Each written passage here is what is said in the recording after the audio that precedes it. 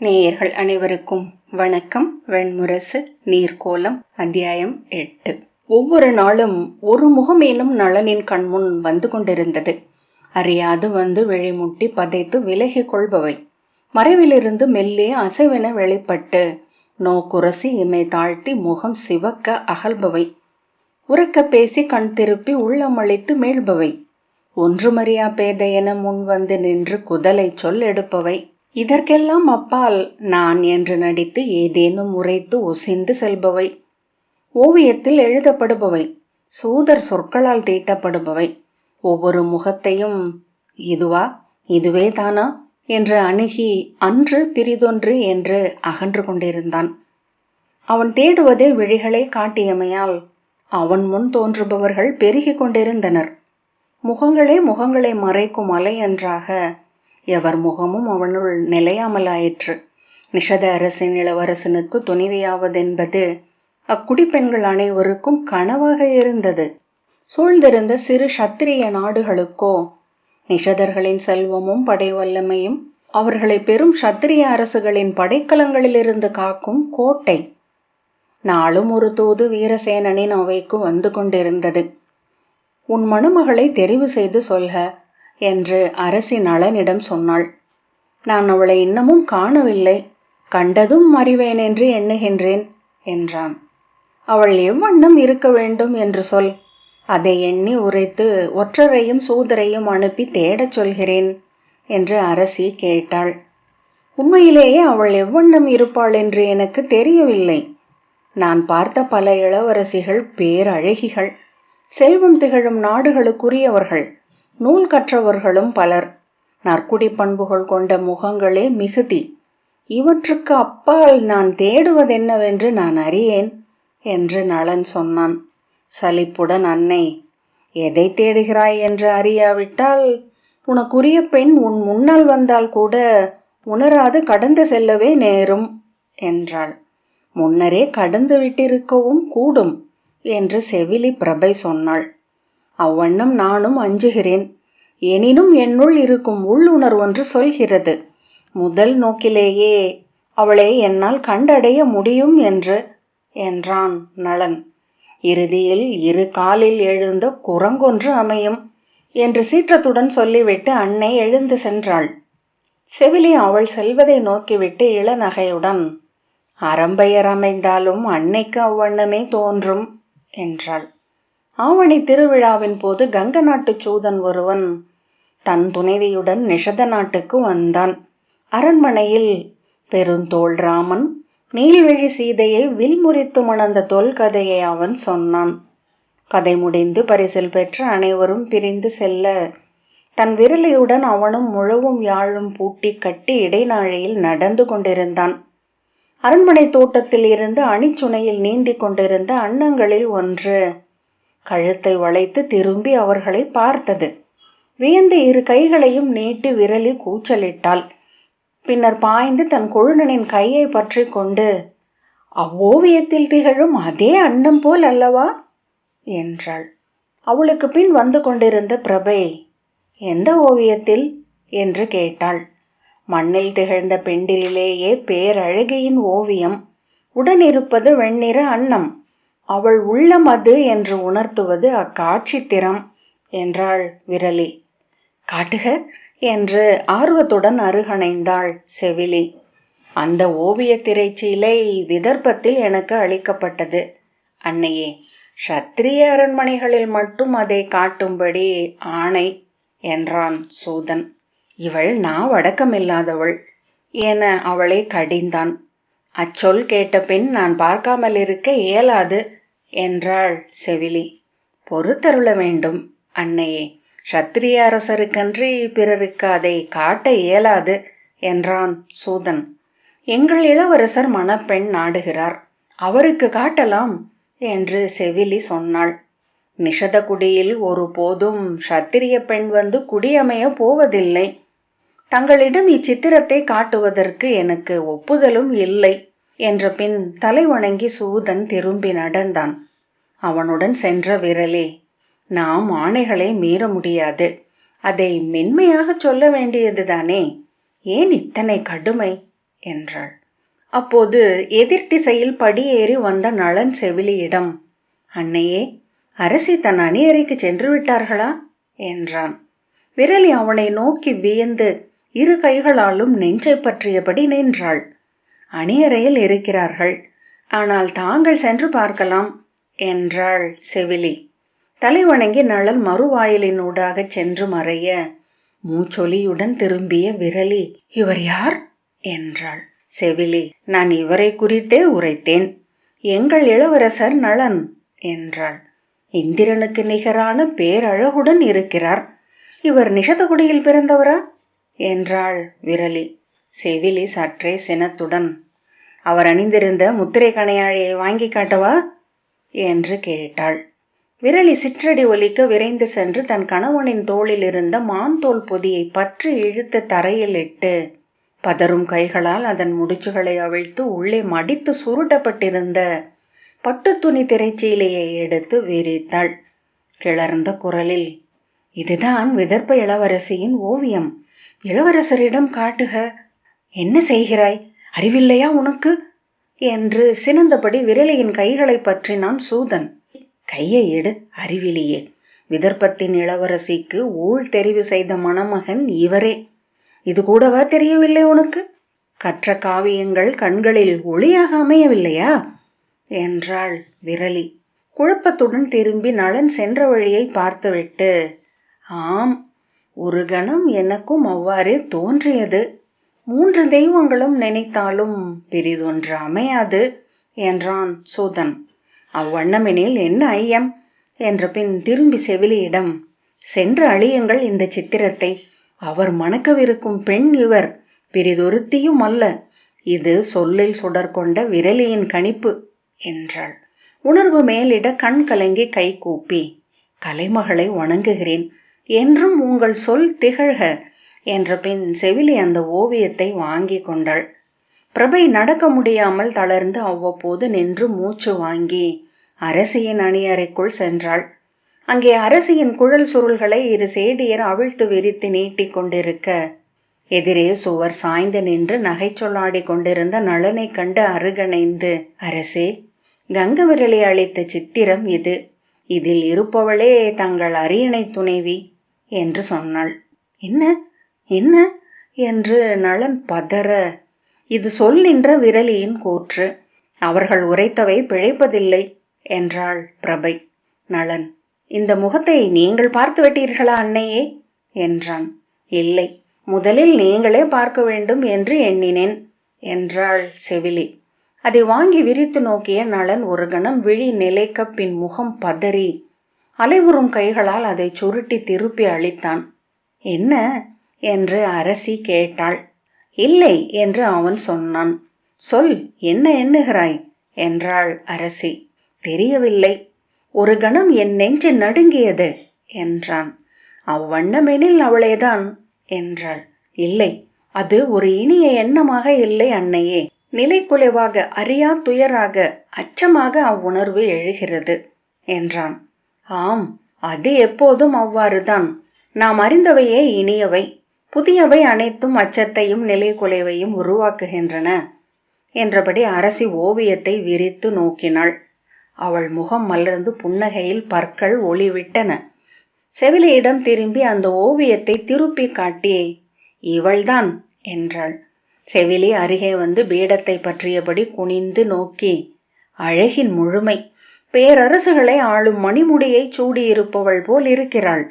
சிம்மாசனத்திலன்றி பிறிதெங்கும் அமர முடியாத நிமிர்வு என்றாள். நளன், ஆம் அன்னையே, நான் அஞ்சுவது அதையே. இப்போது தெளிவாகிறது. நான் எண்ணியிருந்த பெண் எளியவள், இனியவள். இவளோ விண்ணாளும் இந்திரனின் அருகமைந்தவள் போல் இருக்கிறாள். சினமும் ஆணவமும் சொல் கூர்மையும் கொண்டவள். இவள் எனக்குரிய பெண்ணென்றல்ல, நான் இவளுக்குரிய ஆணல்ல என்று தோன்றுகிறது என்றான். அரசி, அதற்காக நீ அஞ்ச வேண்டியதில்லை. பெண் எப்போதும் ஆணுக்கு படிந்தவளாக இருக்க வேண்டும் என்பதில்லை. தொல்புகழ் தேவயானி யயாதியை தன் மைந்தன் என ஒக்கலில் வைத்திருந்தாள் என்கின்றன நூல்கள்.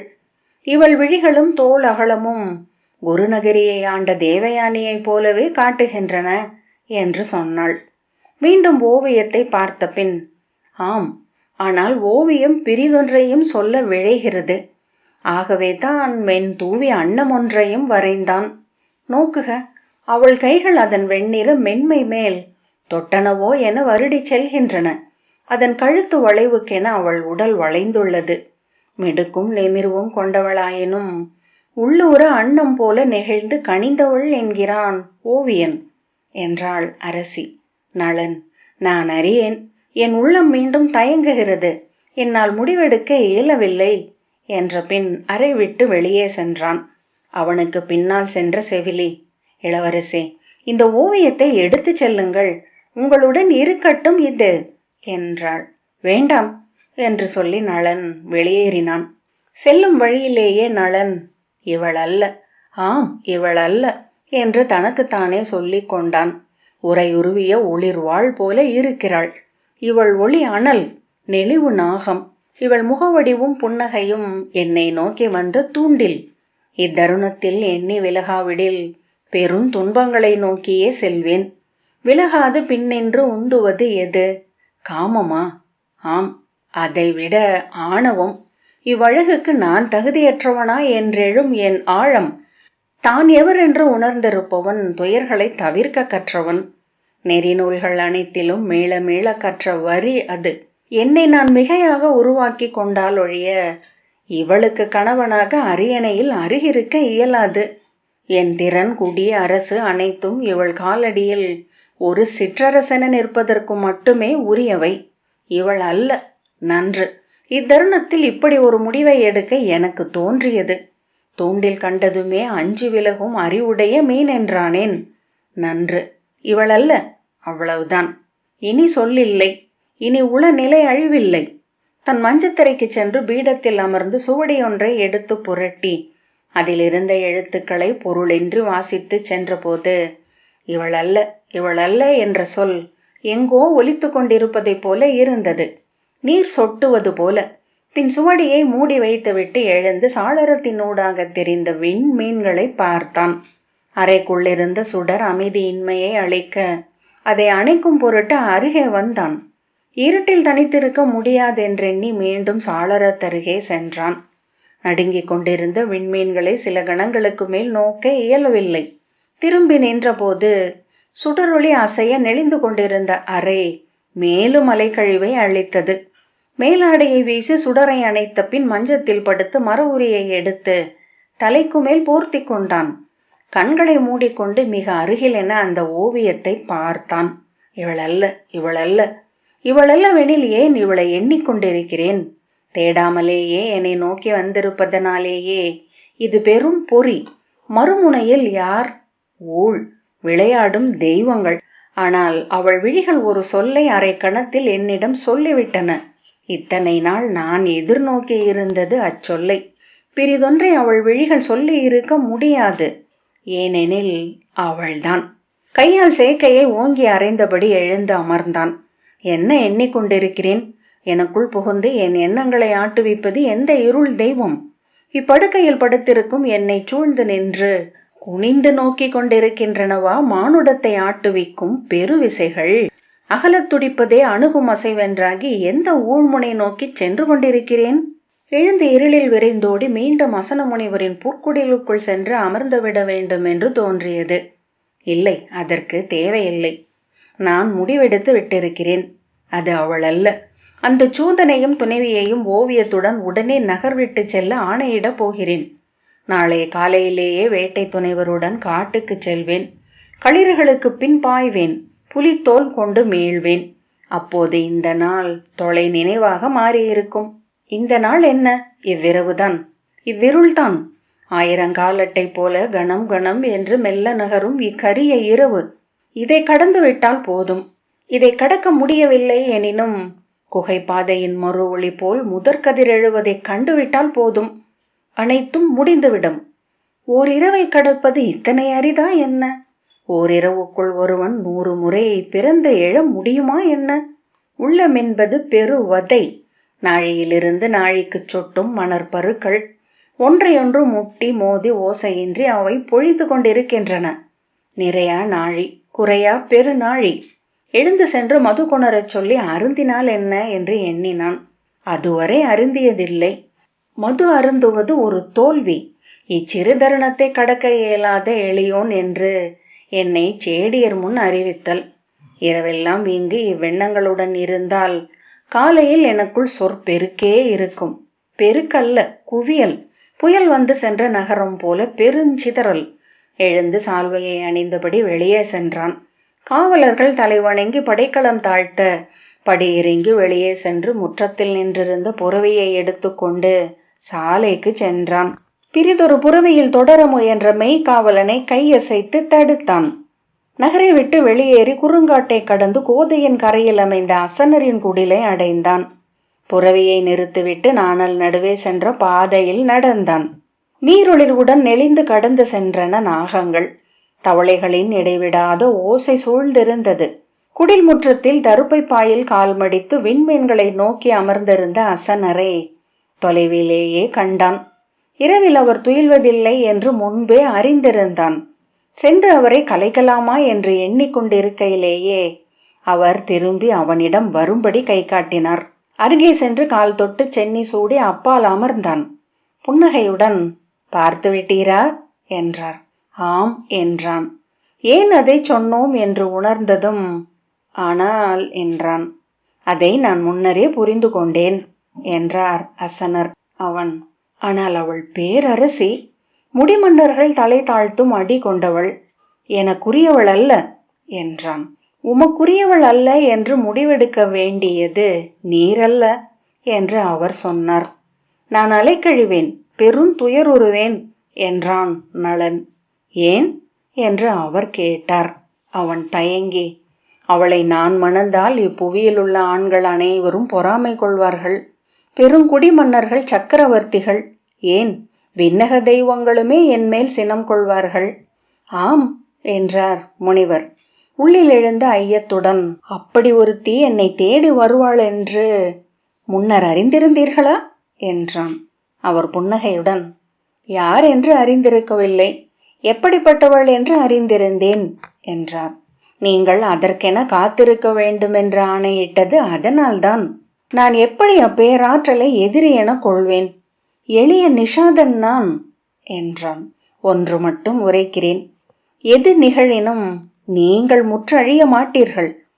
மைந்தர் இப்புவி ஆழ்வார்கள் என்றார் அசனர். ஒரு கணத்தில் தன் உள்ளம் அமைதி கொண்டதை எண்ணி வியந்தான். அஞ்சியது அதைத்தானா? அவரை நோக்கி கொண்டிருந்தான். நீர் விழைந்தாலும் அஞ்சி விலகினாலும் அவளே உமக்குரியவள் என்றார் அசனர். யார் அவள்? விதர்ப்ப மன்னனின் மகள் தமயந்தி என்றான். அவள் எவள் என்று அறிக, அவள் உள்ளம் கவர்ந்து கை கொள்க. உம் அரியணையில் அவள் அமர்கையில் உம் குடியும் சத்திரியர்களுக்கு நிகரென அமையும். உம் மூதாதையர் உளம் மகிழ்வார்கள் என்றார் அசனர். நளன், அது என் கடமையெனில் அதன் பொருட்டு எதையும் இயற்றுகிறேன். ஆனால் நான் விழைந்தால் தொல்குடி சத்திரியர்களின் விதர்ப்ப நாட்டின் இளவரசியை எப்படி வென்றெடுக்க இயலும்? அது வீண் கனவென்றே முடியக்கூடும் என்றான் அசனர். நீங்கள் அவளை அடைவீர்கள், அவளை வெல்க, அவளுக்குரியவனாக உம்மை ஆக்கிக் கொள்க என்றார். சில கணங்களுக்கு பின் அவன் நீள் மூச்சுடன் மெல்ல தோள் தளர்ந்து ஆம் என்றான். பின்னர் முனிவர் ஒன்றும் பேசவில்லை. விண்மீன்களை நோக்கியபடி ஊழகத்தில் என அமர்ந்திருந்தார். பெருமூச்சு விட்டு உடல் கலைந்து மீண்டும் அமர்ந்தபடி அன்றிரவை அவன் கழித்தான். இளம் புலரியில் அரண்மனைக்கு மீண்டு வந்து மகளிர் மாளிகைக்கு சென்றான். அங்கு சேடியுடன் அமர்ந்திருந்த அன்னையை அணுகி வணங்கி, அன்னையே, நான் அவளை மணக்கிறேன். அவளே நான் காத்திருந்த பெண் என்று உறுதி கொண்டேன் என்றான். அன்னை நகைத்து, நன்று, நேற்றே இவள் இதை சொன்னாள். எனக்குத்தான் சற்று ஐயம் இருந்தது என்றாள். பிரபை அந்த ஓவியச் சுருளை எடுத்து அளித்து, இன்று காலை தாங்கள் வந்து கேட்கும்போது அளிப்பதற்காக வைத்திருந்தேன் இளவரசே. இது அவள் ஓவியம், நோக்கி நோக்கி உயிர் அழியுங்கள் என்றாள். புன்னகையுடன் அதை வாங்கி கொண்டு தலை வணங்கி அவன் தன் அறைக்கு மீண்டான். தமயந்தியை பற்றிய அனைத்து செய்திகளையும் நளன் ஒற்றர்களையும் சூதர்களையும் கொண்டு உசாவி அறிந்தான். விதர்ப்பத்தின் பேரரசர் பீமகரின் மகள். பீமகருக்கு 3 பட்டத்தரசியர், 3 என ஒரு மகளே பிறந்தாள். எனவே அவளை மனம் கொள்பவன் விதர்ப்பத்திற்கும் அரசனாவான். மகதத்திற்கும் கலிங்கத்திற்கும் விதர்ப்பத்தின் பெரு நிலங்களின் மேல் விருப்பிருந்தது. கலிங்க அரசன் சூரிய தேவனின் இரண்டாவது மைந்தன் அர்க்கதேவனை அவளுக்கு மணமகனாக்க அங்குளோ திட்டமிட்டிருந்தனர். மகத மன்னன் தன் மைந்தன் ஜீவகுப்தனை தமயந்தி மனம் கொள்ளும்படி அறிவுறுத்தி இருந்தான். மாளவ மன்னன் விஷ்ணுகுப்ஜனும் அயோத்தி மன்னன் லக்ஷ்மணனும் பலமுறை அவளுக்காக தூது அனுப்பி இருந்தனர். பேரரசர்களின் தூதை ஏற்று மனமுடித்து அனுப்புவதா, அவளுக்கென மன தன்னேற்பு ஒன்றை நிகழ்த்துவதா என்று பீமகர் குழம்பிக் கொண்டிருந்தார். பேரரசர் அவருடைய தூதை ஏற்றாலும் பிறர் அதை சிறுமைப்படுத்தலாக எண்ணக்கூடும். அவர்களின் படைமுனிவின் வல்லமையை விதர்ப்பம் தாங்க வேண்டும். மன தன்னேற்பு ஒன்றை அமைத்து பேரரசரை விருந்தினராக அழைத்து நடத்தி முடிப்பதற்கான உளவமைப்பும் அமைச்சு திறனும் தன் நகருக்கு உண்டா என்று அவர் அஞ்சிக் கொண்டிருந்தார். அக்குழப்பத்திலேயே நாள் கடக்க தமயந்தி மேலும் முதிர்ந்து அழகு கொண்டாள். அச்சொல்லாடலின் வழியாகவே பாரத வருஷத்தின் அரசர் அனைவரிடமும் அவள் கைப்பற்றும் விளைவு ஓங்கி எழுந்தது. இரு கைகளிலும் வாளேந்தி புறவி மேல் பாய்ந்து சென்று போரிடுபவள், இரு கைகளிலும் எழுத்தாணி ஏந்தி இருவர் சொல்லும் நூல்களை இரு ஏடுகளில் எழுதும் திறன் கொண்டவள், யாழ் நரம்பு 7 முறை சுண்டியதுமே சூதன் எண்ணிய பண் எது என்று சொல்லும் நுண்மை கொண்டவள், முடிசூடி அரியணை அமர்ந்து நாளும் நெறி சொல்பவள், தன் குரலுக்கு மாற்றெழாது நிறுத்தும் விழி கொண்டவள். அவள் பிறந்த அன்றே நிமித்திகர் நாள் கணித்து தருணம் சூழ்ந்து தேவயானி பிறந்த அதே நற்பொழுதில் அவளும் மண் நிகழ்ந்திருக்கிறாள் என்றனர். தேவயானி மீண்டும் மண்ணில் எழுவாள் என்று முன்னர் முனிவர் வருங்குறி உரைத்திருந்ததை நினைவுறுத்தி இவள் அவளே என்றனர். தென்னகத்தில் எழவிருக்கிறது பாரதத்தை ஆளும் மணிமுடி ஒன்று. அதை சூடுபவள் அவள். வலமிருந்து அம்மணிமுடியை வாளேந்தி காக்கும் ஒருவன் இனி எழ வேண்டும். அது வங்கனா கலிங்கனா மாளவனா என்பதே வினா. மேலும் மேலும் ஓவியங்கள் நலனை வந்தடைந்து கொண்டிருந்தன. அனைத்து ஓவியங்களிலும் அவள் வெண்ணிற அன்னப்பறவையை அணைத்தபடியும் வருடியபடியும் இருந்தாள். அவள் அரண்மனை எங்கும் சிறு சுனைகளும் அவற்றில் அன்னப்பறவைகளும் நிறைந்துள்ளன என்றார் சூதர். அன்னத்துடன் ஆடுவதே அவள் விளையும் விளையாட்டு. நீரின் அலைகள் அதன் கழுத்தில், முதுகில், சிறகில், வாலில் நிகழ்கின்றன. அன்னத்தின் இயல்பென்று அவளில் உள்ளதென்ன என்று நளன் கேட்டான். எத்தகைய அலைகளிலும் உலையாது ஒழுகும் நேர்த்தி என்றான் சென்று கண்டு வந்த சூதன். அவளே எனக்குரியவள், நான் அலையடங்கிய கணமே இல்லை என்றான். நீர்க்கோலம் 8வது அத்தியாயம் இத்துடன் நிறைவு பெற்றது. நன்றி.